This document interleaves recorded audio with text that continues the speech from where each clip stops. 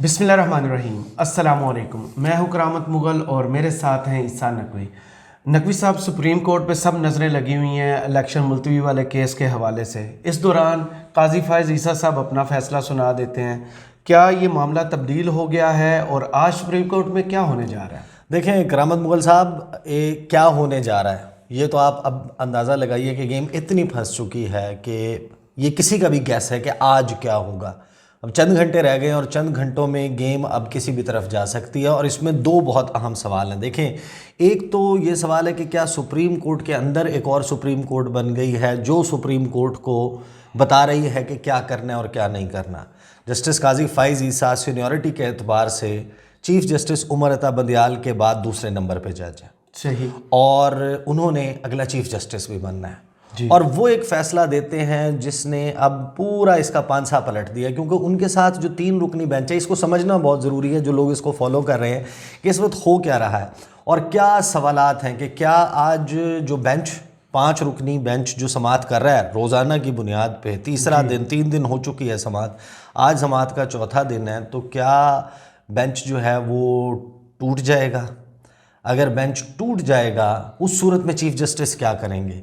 अब इस सारे में सिर्फ ऑप्शंस मौजूद हैं और ये हुआ कैसे, और इसमें दूसरा जो इसका पहलू है कि केस की डायरेक्शन क्या है। केस की डायरेक्शन जब आप पहले दिन से फॉलो करते हैं तो आपको नज़र आता है कि जो बेंच इस वक्त सुन रहा है चीफ जस्टिस उमर अता बंदियाल की सरबराही में इस केस को, कि इलेक्शन कमीशन ऑफ पाकिस्तान, और इनको ये डायरेक्शन दी गई थी कि इंतखाबात को कम से कम वक्त में मिनिमम जो बेरेस्ट मिनिमम टाइम है उसमें उसका इनकाद करवाएं।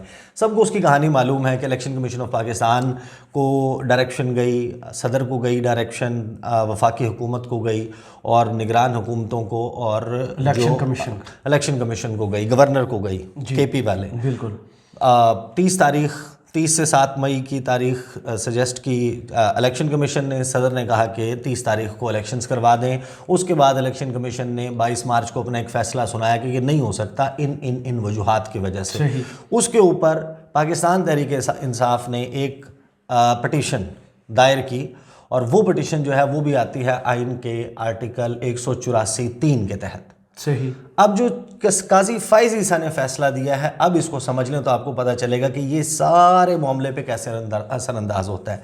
केस की डायरेक्शन पर हम आखिर में बात कर लेंगे कि जो इतने दिन प्रोसीडिंग्स हुई हैं उसके बाद रिमार्क्स सुनने के बाद, कोर्ट का मिजाज देखने के बाद आप किस किस्म का फ़ैसला तवक्को कर रहे थे जो शायद अब ना हो।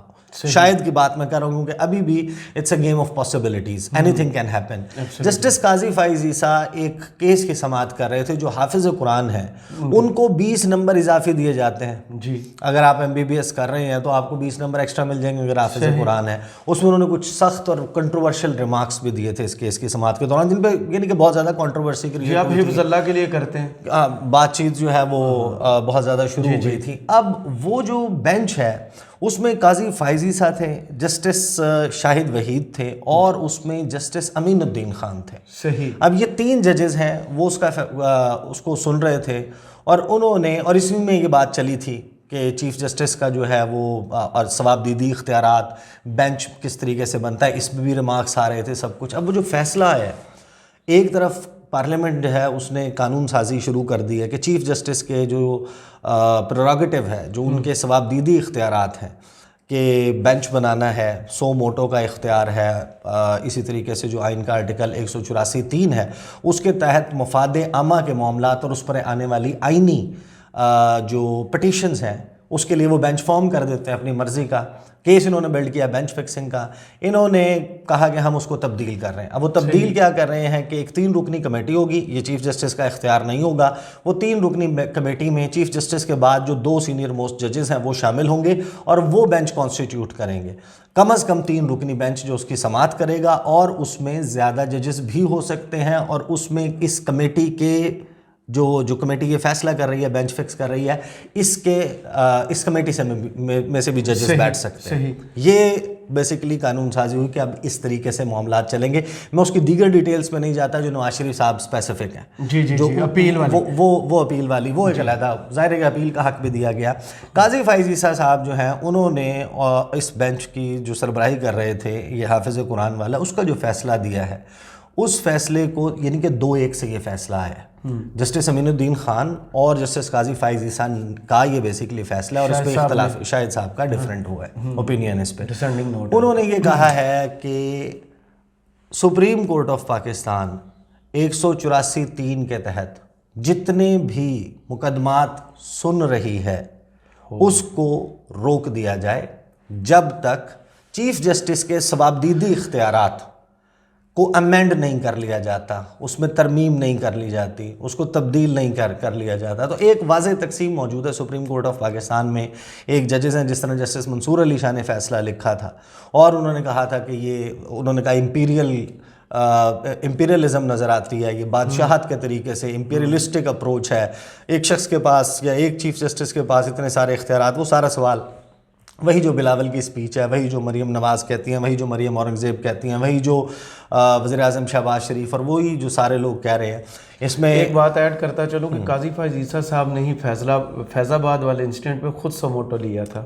ہاں لیکن اب دیکھیں نا اب بات کیا آ رہی ہے. جی اور یہ جناب انہوں نے فیصلہ دیا ہے کہ یہ روک دیا جائے. اب اس میں سوالات پیدا ہو گئے ہیں. اس جو آج ہونے جا رہی ہے ہیئرنگ, اس کے حوالے سے بہت اہم کوسچنز, لیگل کوسچنز آ گئے ہیں کہ سپریم کورٹ آف پاکستان کا یہ فیصلہ, سپریم کورٹ آف پاکستان کا ہی ہے نا, وہ لاگو ہوتا ہے, وہ اس کے خلاف جب تک ریویو نہیں ہوتا. صحیح. اگر اس کو ریویو کیا جاتا ہے, اس کے خلاف کو ریویو آ جاتا ہے, اس کو چینج کیا جاتا ہے, لیکن اس وقت تک تو وہ فیصلہ ہے. اب اس فیصلے کا اطلاق کیا چیف جسٹس جو اس وقت 184(3) کے تحت پی ٹی آئی کی پٹیشن کے اوپر بینچ بنا کر کے اس کی سماعت کر رہے ہیں, اور اس میں پرابلم کیا آئے گا کہ یہ فیصلہ دینے والے جسٹس قاضی فائز عیسیٰ کے ساتھ جسٹس امین الدین خان ہیں جو اس 5 رکنی بینچ کا حصہ ہیں جو چیف جسٹس نے بنایا ہے, جو اس وقت یہ انتخابات ملتوی کیس کو سن رہا ہے.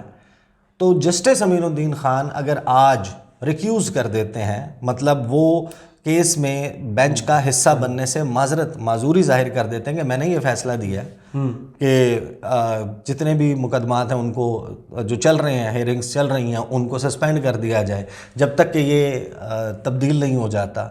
کیا اس فیصلے کا اطلاق گزشتہ پرانے بنائے ہوئے بینچز پہ بھی ہوگا, یہ اگین ایک کوسچن ہے.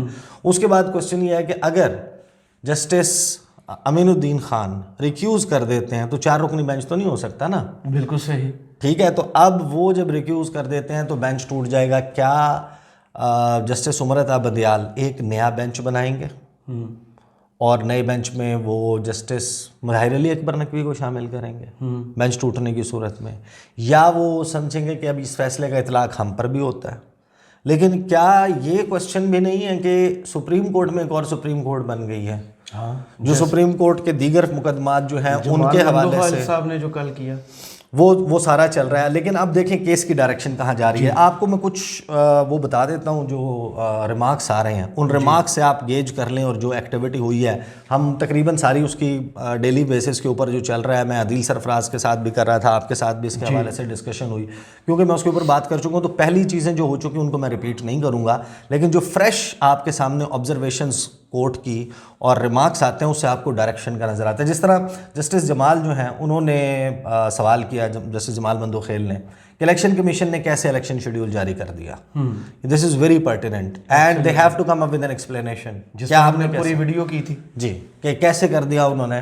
اس کے بعد جو خیبر پختونخوا ہے اس میں دہشت گردی کے حوالے سے اور اوور آل جو دہشت گردی کے حوالے سے رپورٹس رکھی گئی ہیں پبلک فورم پر, اس کے اوپر ایک علیحدہ سے سوال موجود ہے کہ گورنمنٹ جو ہے وہ یہ کوئی ان کیمرہ بریفنگ نہیں تھی. جو نمبرز اور جو فگرز رکھ رہے ہیں دہشت گردوں کے حوالے سے, دہشت گردی کے انسیڈنٹس کے حوالے سے, اس ملک میں پہلے سرمایہ کاری نہیں ہو رہی, اب وہ وائڈلی رپورٹ ہوں گے. انٹرنیشنلی ان کو پاکستان کے خلاف یوز کیا جا سکتا ہے. کیا اس کو جی ایس پی پلس اسٹیٹس کو افیکٹ کرنے کے لیے یا ایف اے ٹی ایف والے معاملے کے لیے اس کو کوئی انڈیا جس طریقے سے کرتا ہے وہ اس کو یوز کر سکتا ہے. لیکن بہرحال وہ رکھا گیا اور اس کا ڈیٹا اس کے اوپر سوال اٹھایا گیا. جسٹس منیب نے اس میں ریمارکس دیے. انہوں نے کہا کہ اکتوبر میں اگر الیکشن کرانا تھا تو صدر کو 30 اپریل کی تاریخ کیوں تجویز کی. صحیح, کیونکہ یہ جن بریفنگز کا حوالہ دے رہے ہیں وہ تو 8 فروری کی بریفنگ ہے. جی, فیصلہ آیا 1 مارچ کو. 8 فروری کی بریفنگ کا حوالہ دے رہے ہیں کہ ہمیں اس وقت انہوں نے بتایا تھا کہ یہ انسیڈنٹس ہو گئے ہیں اور اتنی لا اینڈ آرڈر سچویشن ہے. صحیح. تو 1 مارچ کو جس وقت سپریم کورٹ آف پاکستان نے یہ فیصلہ دیا جس پہ امپلیمنٹیشن کرتے ہوئے الیکشن کمیشن یہ کہتا ہے کہ ہم نے صدر کو تاریخیں بھیجی تو ہم تو کروانے کے لیے تیار ہیں. بالکل صحیح. تو آپ نے اس وقت 30 اپریل سے 7 مئی کی تاریخیں تجویز ہی کیوں کی تھی صدر کو؟ اہم سوال ہے نا. دیکھیں کہ آپ کو اگر 8 فروری کو یہ پتا تھا تو آپ نے کیسے کر دی؟ یہ آیا جسٹس منیب کی طرف سے. پھر جسٹس منیب جو ہیں انہوں نے یہ بھی کہا کہ الیکشن کمیشن اپنی ذمہ داری سے کیسے بھاگ سکتا ہے. کیسے بھاگ سکتا ہے؟ اچھا, الیکشن کمیشن کے وکیل جو ہیں وہ اس میں کہہ رہے ہیں کہ حکومتی معاونت ملے تو 30 اپریل کو انتخابات کروا سکتے ہیں. یعنی پیسے ملے, وہ معاونت ہر چیز, وہ کہتے ہیں کہ ہم یعنی کہ ہر بندہ اس وقت وہ ہاکی دیکھا کرتے تھے کہ سلیم اللہ سے کلیم اللہ, کلیم اللہ سے سلیم اللہ, یہی دو تھے نا. جی بڑی مشہور کامنٹری جو ہے وہ کلیم اللہ سمیع اللہ وہ چلتا تھا.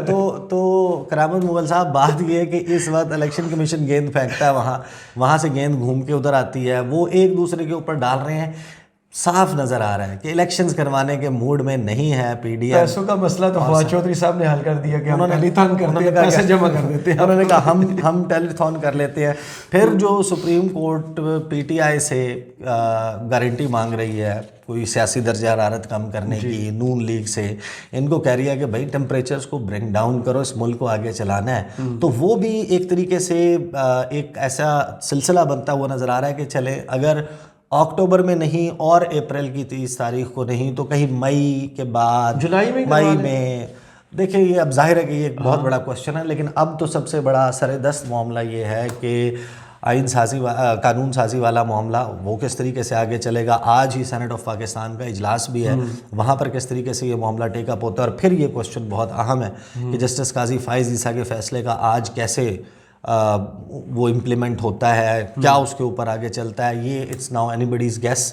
آج جب آئیں گے کمرہ عدالت میں معزز جج صاحبان, وہ اس کے اوپر کیا کرتے ہیں, جسٹس امین الدین خان کیا کرتے ہیں, وہ بینچ کا حصہ رہتے ہیں یا نہیں, ٹائم کا قریب آ رہا ہے, لیٹس سی کہ کیا ہوتا ہے. بہت شکریہ عیسیٰ نقوی آپ کے تجزیے کا. کمنٹس باکس میں ضرور بتائیے گا یہ ویڈیو آپ کو کیسی لگی. اجازت دیجیے, اللہ حافظ.